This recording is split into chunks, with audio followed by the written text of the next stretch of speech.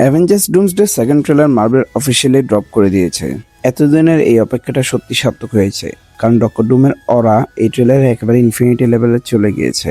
First ট্রেলারে আমরা doctor ডুমের একটা ঝলক দেখেছিলাম, কিন্তু এখানে ডুমের ব্যাক স্টোরি, ট্রমা এবং তার পাওয়ার সবকিছুই দেখানো হয়েছে।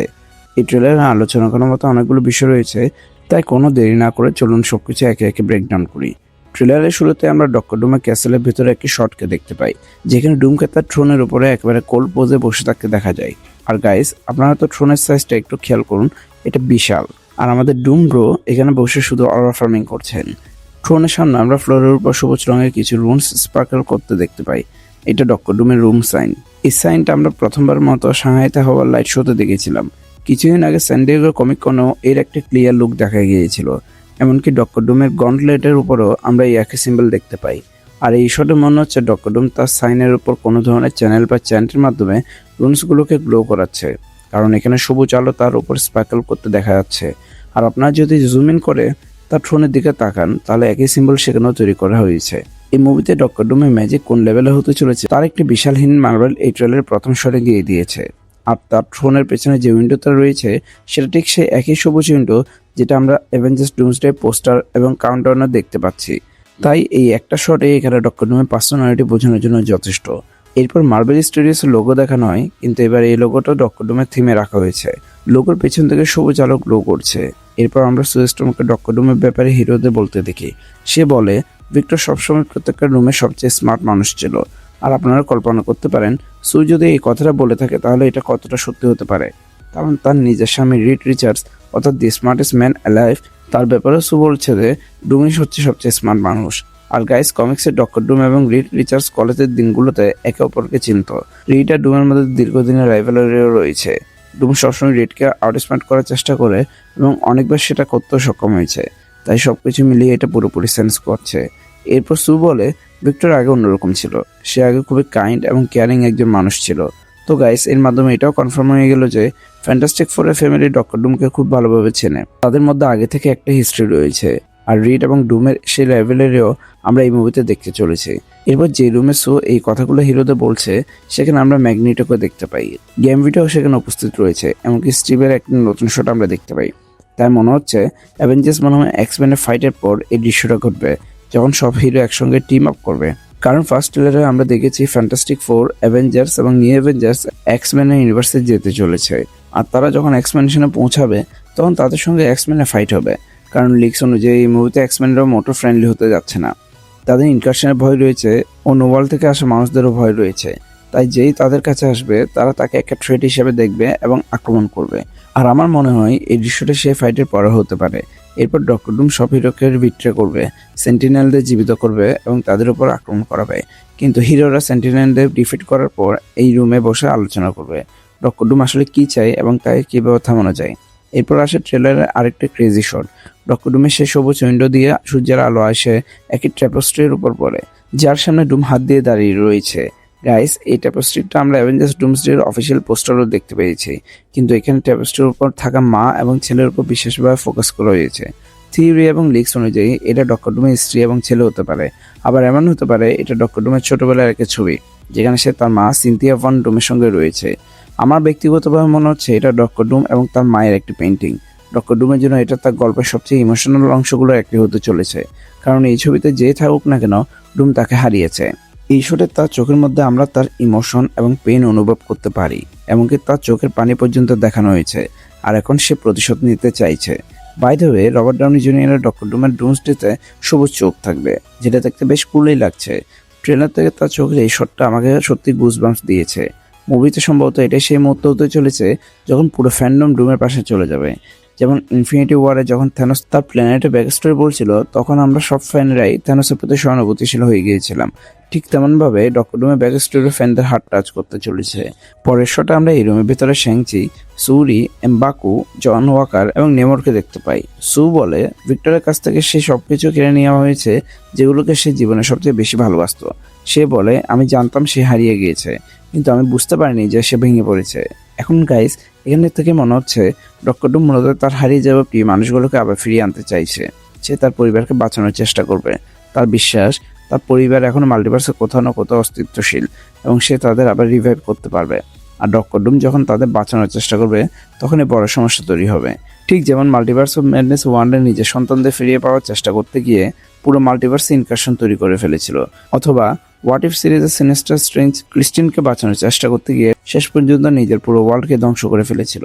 আর আমার মনে হয় ডক্টর ডুমের এখনো বিশ্বাস থাকবে যে সে যদি কোনোভাবে মাল্টিভার্সাল ট্রোনে পৌঁছাতে পারে, যদি সে নিজের ইচ্ছে মতো পুরো মাল্টিভার্সকে রিশেপ করতে পারে, তাহলে সে তার মৃত পরিবারকে আবার জীবিত করতে পারবে। আর এই চেষ্টাতে নতুন একটি মাল্টিভার্স তৈরি করার জন্য মুভি শেষে সেই ব্যাটল ওয়ার্ল্ড তৈরি করতে চলেছে। থরকেও এখানে অন্যান্য হিরোদের সঙ্গে একই রুমে উপস্থিত থাকতে দেখা যায়। সেও সুয়ের কথাগুলো শুনছে এবং তাকে বেশ ডিসঅ্যাপয়েন্টেড মনে হচ্ছে।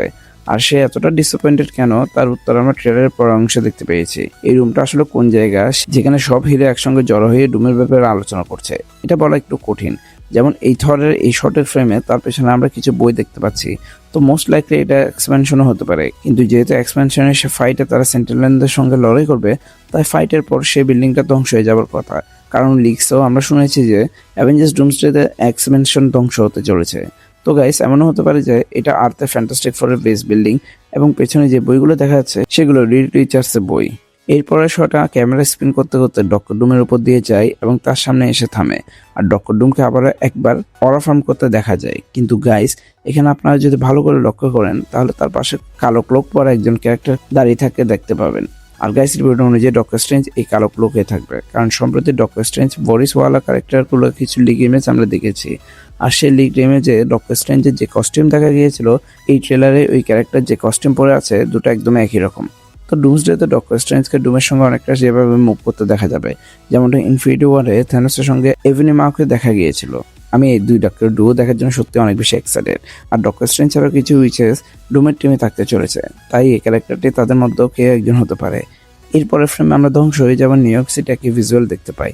এখন অবভিয়াসলি গাইস, এখানে দেখানোর চেষ্টা করা হয়েছে যে ইনকারশনের কারণে পৃথিবীর এক কী অবস্থা হতে চলেছে, কিন্তু এখানে এমনও হতে পারে যে এটা আসলে টোবি ম্যাগুয়ারের ইউনিভার্স। কারণ ডুমসডে ওপেনিং সিনে এক্সম্যান বনাম টোবি ম্যাগুয়ার স্পাইডারম্যানের ফাইটে আমরা টোবি ম্যাগুয়ারের স্পাইডারম্যানের ইউনিভার্সকে দেখতে চলেছি।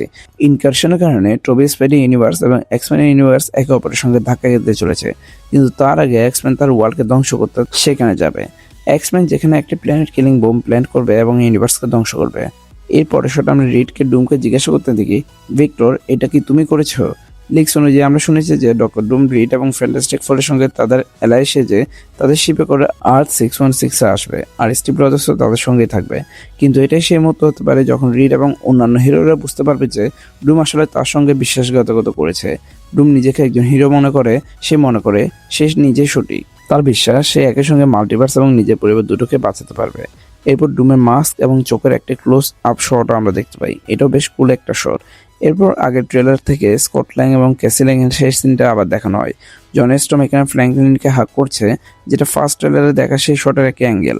আর গাইস, ফ্র্যাঙ্কলিন এবং জন স্টর্মের সেই সিনটা আমার মুভি এন্ডিংয়ে একটা শট বলে মনে হচ্ছে, কারণ কমিক্সে যখন ডক্টর ডুম ব্যাটল ওয়ার্ল্ড তৈরি করে তখন সেখানেও একটা একই ধরনের সাদা আলো গ্লো করতে দেখা যায়, যেমনটা এখানে জনের পেছনে দেখা যাচ্ছে। এরপর প্রফেসর এক্স এবং হেলমেট পরা ম্যাগনেটোকে দুইজনকে আকাশের দিকে তাকিয়ে দেখা যায়, দুইজনকে বেশ চিন্তিত মনে হচ্ছে। আর আগের ট্রেলারে আমরা প্রফেসর এক্সকে ঠিক একইভাবে আকাশে ইনকারশন হতে দেখতে পেরেছিলাম। তাই হতে পারে এটা সেই ঘটনার কেউ অন্য অ্যাঙ্গেল, হয়তো তারা আকাশে অন্য কোনো ওয়ার্ল্ডকে তাদের দিকে এগিয়ে আসতে দেখছে, অথবা অন্য কোনো ওয়ার্ল্ডকে ধ্বংস হতে দেখছে। এরপর আগে টিজারগুলো কিছু পুরনো শট এখানে ফিচার করা হয়েছে। স্টিভ এবং তার বেবি শট আমরা দেখতে পাই, থর এবং লাভের সিনও সেখানে ফিচার করা হয়েছে। এটা অনেকটা হিরোদের এবং ডক্টর ডুমের মধ্যে একটা প্যারালাল তৈরি করছে। হিরোরা তাদের প্রিয় মানুষদের বাঁচানোর জন্য ডুমের সঙ্গে লড়াই করবে, আর ডক্টর ডুম তার প্রিয় মানুষদের রিভাইভ করার জন্য হিরোদের সঙ্গে লড়াই করবে। এখন গাইস, লিক অনুযায়ী আমরা শুনেছি ডক্টর ডুমের পরিবারের মৃত্যুর পেছনে কোনো না কোনোভাবে অ্যাভেঞ্জার্স এবং স্টিভ রজার্সের হাত রয়েছে। যেমন এন্ড গেমে অ্যাভেঞ্জার্স যে টাইম ট্রাভেল করেছিল তার কারণে ইনকারশন তৈরি হয়েছিল। স্টিভ রজার্স R2-তে যে টাইম ট্রাভেল করেছিল সেটা ইনকারশনের কারণ হয়েছিল। আর এই ইনকারশনগুলোকে থামানোর জন্য ডক্টর ডুম একটা এক্সপেরিমেন্ট করেছিল, যেটার জন্য তাকে অনেক বড় মূল্য দিতে হয়। সেখানে তার পরিবার মারা যায় এবং তার নিজের শরীরও মারাত্মকভাবে আহত হয়। এরপর থেকে সে এই আর্মার পড়তে শুরু করে, আর এই পুরো ঘটনার সঙ্গে লোকিও কোনো না কোনোভাবে ইনভলভ। পরের শটে আমরা লোকিকে দেখতে পাই, এটা আগের ট্রেলারে সেই একই শট যেখানে সে স্টিভের বাড়িতে রয়েছে এবং সেখানে স্টিভের টিভি কেটে দেয়। রিপোর্ট অনুযায়ী ডুমসডের শুরুতে আমরা লোকির এই সিন দেখতে পাবো। সেখানে সে স্টিভ এবং পেগির সঙ্গে দেখা করতে তাদের বাড়িতে যাবে।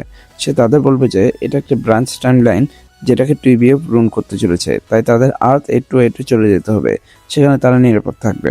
এরপর সে তাদের একটি কার্ড দেবে এবং বলবে, এটা আমার কার্ড রাখো, তুমি যখন চাইবে আমার সঙ্গে কন্ট্যাক্ট করতে পারবে। পরের শোটা আমরা সুরি, ফ্যালকন এবং গোস্টকে দেখতে পাই। সাইক্লোপসের একটি কুল সিন এখানে ফিচার করা হয়েছে, যেখানে তাকে আগুনের মধ্যে আটকে থাকতে দেখা যায়। আমার ধারণা এরপরে আমরা সাইক্লোপসকে তার অপটিক ব্লাস্ট করতে দেখতে পাবো, যেটা আমরা এক্সম্যানের টিজারও তাকে করতে দেখেছিলাম। আর সেই অপটিক ব্লাস্টের সাহায্যে সে এখানে সেন্টিনেলদের ধ্বংস করতে চলেছে।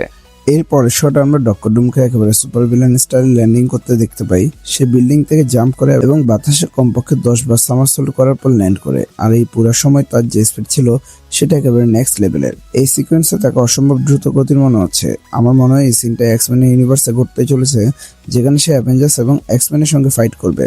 আর এখানে আমরা তাকে সেন্টিনেলদের জীবিত করতে দেখতে পাবো, যেটা আমরা ট্রেলারের শেষে দেখতে পাই। রিড এখানে আবারও ডক্টর ডুমকে আরো জোরে চিৎকার করে বলে, ভিক্টর, আমাকে উত্তর দাও, এটা কি তুমি করেছো? আর ডক্টর ডুমের একটি ম্যানিয়াকাল লাইন এখানে আমরা শুনতে পাই, যেখানে সে বলে, প্রতিটা নিঃশ্বাস তুমি চুরি করেছো, এখন আমি প্রতিটা নিঃশ্বাসের হিসাব নিব। এখন গাইস, এই লাইনের অনেকগুলো অর্থ হতে পারে। আমরা প্রফেসর এক্স স্ক্রিনে অনেকবার মারা যেতে দেখেছি, কিন্তু সে বারবার আবার জীবিত হয়ে যায়। লুকেগো টেকনিক্যালি ইনফিনিটি ওয়ারে মারা যাওয়ার কথা ছিল, কিন্তু এন্ড গেমে সে টেসে তুলে নিয়ে পালিয়ে যায়, টিভি এতে যায়। তারপর লোকি সিজন 1 এবং 2-তে আমরা তাকে দেখি, আর শেষ পর্যন্ত সে মাল্টিভার্সের থ্রোনে বসে যায় এবং বর্তমানে সেখানেই রয়েছে। এই পুরো ঘটনার পেছনেও কোনো না কোনোভাবে অ্যাভেঞ্জার্সদের হাত রয়েছে, আর যদি টাইম টেবিল না করতো তাহলে হয়তো এই ঘটনাগুলো অনেক কিছু করতো না। তো ডুম পুরো হোমওয়ার্ক করে এসেছে, কে কি করেছে এবং কার কারণে মাল্টিভার্সে ইনকারশন তৈরি হয়েছে সবকিছুই তার জানা। এরপর গাইস, আমরা ডক্টর ডুম বনাম থরের ফাইটের একটা এক্সটেন্ডেড ভার্সন দেখতে পাই। থর তার স্টোনব্রেকার নিয়ে ডুমের দিকে চার্জ করতে বলে, তোকে এতটা কষ্ট দেবো যে তুই মৃত্যুর জন্য ভিক্ষা চাইবে, কিন্তু সেটাও তোর ভাগ্যে জুটবে না। এরপর সে স্টোনব্রেকার দিয়ে ডুমের উপর প্রচন্ড জোরে আঘাত করে, কিন্তু ডুম তার মাত্র 2 আঙ্গুল দিয়ে সেই আক্রমণ আটকে দেয়। এরপর ডুম হালকাভাবে নিজের আঙ্গুল ফ্লিক করে আর স্টোনব্রেকার অনেক দূরে গিয়ে পড়ে। এরপর ডক্টর ডুম তার হাতের তালু থেকে একটি ম্যাজিক্যাল এনার্জি ব্লাস্ট তৈরি করে, সেটা থরের বুকে আঘাত করে এবং থরকে অনেক দূরে ছুঁড়ে ফেলে দেয়। গড অফ থান্ডারের এই অবস্থা ডক্টর ডুম করে দিয়েছে। এরপর আসে এই ট্রেলারের সবচেয়ে ক্রেজি সিকোয়েন্স গুলো একটি। ডক্টর ডুম তার হাত মাটিতে রাখে এবং ম্যাজিকের মাধ্যমে সমস্ত ডিঅ্যাক্টিভেটেড সেন্টিনেলকে জীবিত করে তোলে। এখানে আপনারা সব সেন্টিনেলদের চোখ সবুজ আলোয় গ্লো করতে দেখতে পাবেন। আর এটা আরো একটা উদাহরণ যে ডুমসডেতে ডক্টর ডুম ম্যাজিক কতটা পাওয়ারফুল হতে চলেছে। এরপর আসে ট্রেলারের মানি শট। সেন্টিনেলদের মাঝখানে দাঁড়িয়ে ডক্টর ডুম বলে, hell answers to me, for I am Doom. আর তার এই ডায়লগটা অ্যাভেঞ্জার্স এন্ড গেমের টনি স্টার্কে সে বিখ্যাত ডায়লগ একই প্যারাগ্রাফ, যেখানে স্ন্যাপ করার সময় টনি বলেছিল, আই এম আয়রন ম্যান। আর এখানে ডুম বলছে, মৃত্যু আমার ইশারায় চলে, কারণ আমি ডুম। Oh my God, Robert Downey Junior doctor ডুমের সে অ্যাকসেন্টে এই ডায়লগটা শুনে সত্যি আমার মেরুদণ্ড দিয়ে শিহরণ বয়ে গিয়েছে। এই ট্রেলারটা দেখার পর সত্যি বলতে আমার মুখ খোলা থেকে গিয়েছে, এটা এতটাই অ্যামেজিং ছিল। প্রথম ট্রেলারের তুলনায় এই সেকেন্ড ট্রেলারটা নিঃসন্দেহে অনেক বেশি ভালো ছিল। আর এটা দেখার পর আমার মনে হচ্ছে যেন আমি ডক্টর ডুমকে লাইভ অ্যাকশনে দেখার জন্য কতদিন ধরে অপেক্ষা করছিলাম। সো আপনাদের কাছে এই ট্রেলারের সবচেয়ে বেস্ট মোমেন্ট কোনটা ছিল সেটা অবশ্যই জানাবেন। আর কোনো ডিটেল যদি আমার চোখে এড়িয়ে গিয়ে থাকে তাহলে সেটা কমেন্ট সেকশনে অবশ্যই জানিয়ে দিবেন। বাকি ভিডিও যদি ভালো লেগে থাকে তাহলে ভিডিওকে লাইক এন্ড শেয়ার করেন। চ্যানেল নতুন হয়ে থাকলে চ্যানেলকে সাবস্ক্রাইব করেন। Thanks a lot for watching guys. দেখা হবে পরে কোনো ভিডিওতে।